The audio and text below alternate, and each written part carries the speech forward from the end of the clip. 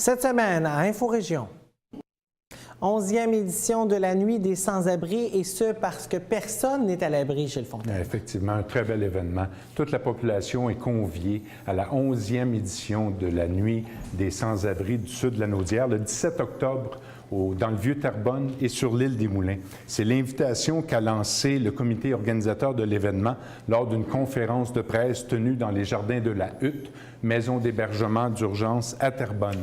Je crois d'ailleurs que nous voyons quelques images. Ça s'est fait autour d'un feu. Alors, cette année, la Nuit des sans-abri, qui aura lieu dans plus de 30 villes au Québec, coïncide avec les Journées internationales pour l'élimination de la pauvreté. Parce que personne n'est à l'abri, parce que ça concerne chacun d'entre nous, la Nuit des sans-abri se veut une occasion d'être sensibilisé aux conséquences de la pauvreté et à l'itinérance. D'ailleurs, je vous invite à écouter Mme Estelle Dionne, directrice générale de la Hutte.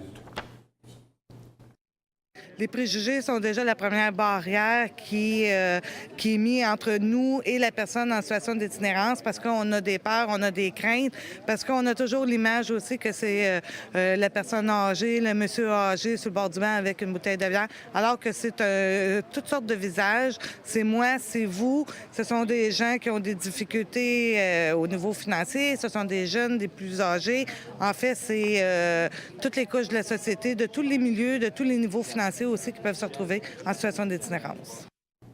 Or, la Hutte, cette maison d'hébergement à Terrebonne, accueille plus de 600 personnes par année, dont plus du tiers y retourne une deuxième fois. Nous avons demandé à Mme Dionne la situation actuelle de l'itinérance et de la pauvreté. Écoutons-la. Il y a encore beaucoup de travail à faire, mais on est quand même heureux parce qu'il y a eu une démystification aussi avec la mise sur pied de la politique en itinérance.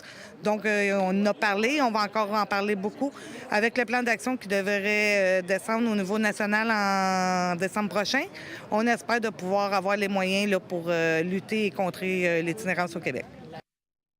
Alors, cette journée et cette nuit va débuter dès 13h30 sur l'île des Moulins par un concours de construction d'abris de fortune, une activité de sensibilisation directe qui va vraiment refléter les dures réalités des personnes sans domicile fixe. On peut même s'y inscrire auprès de Mme Isabelle Cholette, dont, je crois, les coordonnées apparaissent à l'écran. À l'instant même. À 19h30, Simon, il y aura une marche à travers les rues du vieux Terrebonne pour se terminer sur l'île Saint-Jean et un spectacle à 20h30.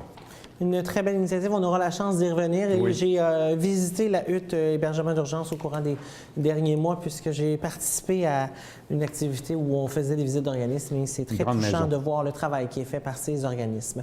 Merci beaucoup, Gilles.